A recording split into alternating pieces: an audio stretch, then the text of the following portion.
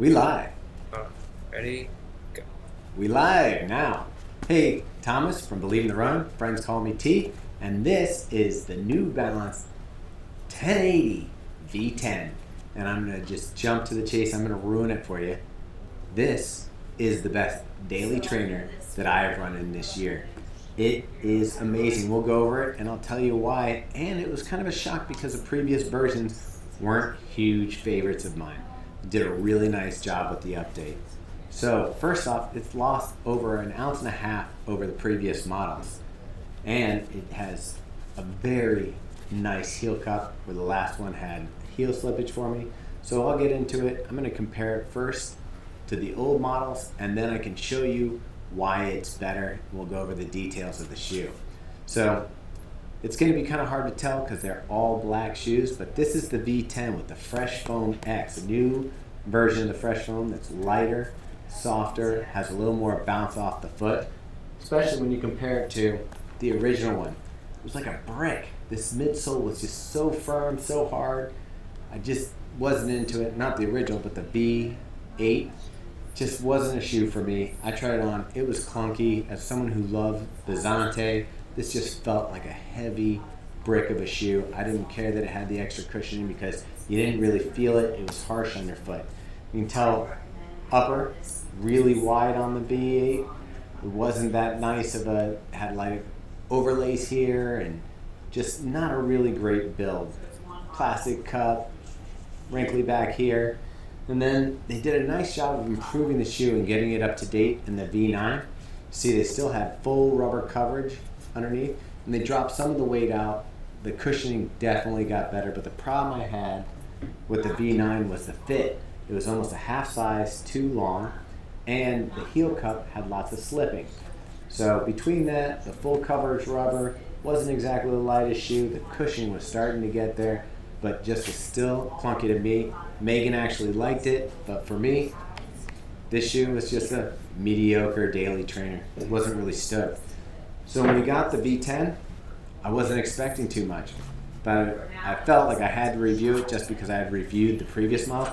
And man, I am super glad and stoked that I did review it because this is definitely my favorite. Sliding in under the wire, it will be released in December of 2019. So this just takes the top spot for my shoe of the year. It's got an engineered knit upper that's quite stretchy. I don't know if you can see that from here, but a lot to give on that. So it's going to accommodate a lot of feet, but still keep it nice and trapped down so it doesn't feel loose and sloppy in the toe box. Comes down over here to the arch support on the medial and lateral sides that has some embroidery and the logo that kind of keeps you locked in over the forefoot and keeps you balanced right over the top with a gusseted tongue. So there's elastic going on either side of the tongue back in to hold that in place. Lacing was fine. Overall, finding a dialed-in fit in this shoe, no problem.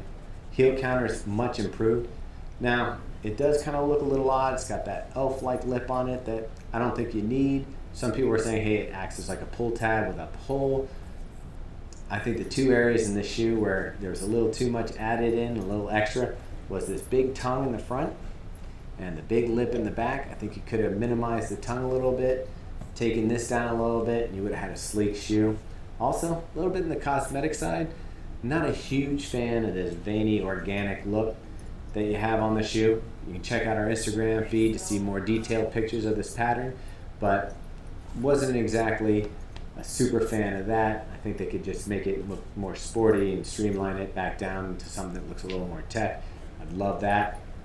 But the knit upper felt great, breathed well. The fit was able to come in really nicely. No issues there.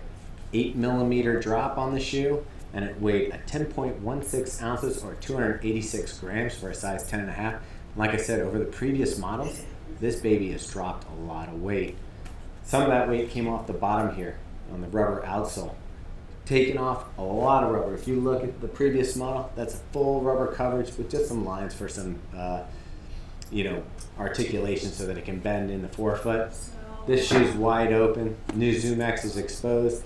I've got 45 miles on these. I've got some cosmetic rubbing on the exposed areas, but nothing that I would consider, taking durability out of the shoe. It's got a really nice feel to it and holds up really well.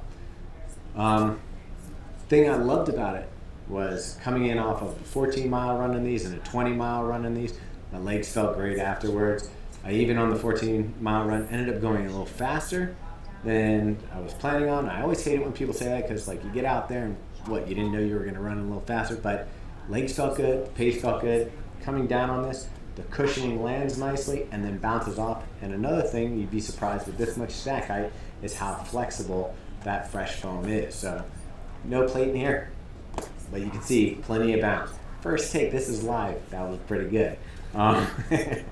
The fresh foam though does a great job. So overall, this shoe is a shoe that I wouldn't necessarily consider a fast day shoe, but you can pick up the pace in it. The foam does the job, lands, bounces, takes off. Some people call that responsiveness, energy return, all the buzzwords. This shoe has it. Before this, I was going to go with the Turbo 2 from Nike as my daily trainer of the year, but this shoe is lively, feels great, protects the legs, and is a great daily trainer that fits great and has some style.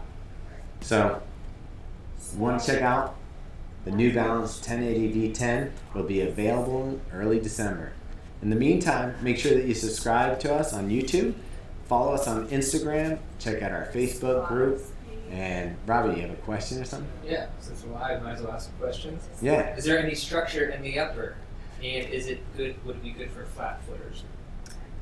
Flat footing, I don't know. Well, actually I do. Megan's a flat foot. Megan, did you have any issues with the shoe? No. No issues with her flat foot.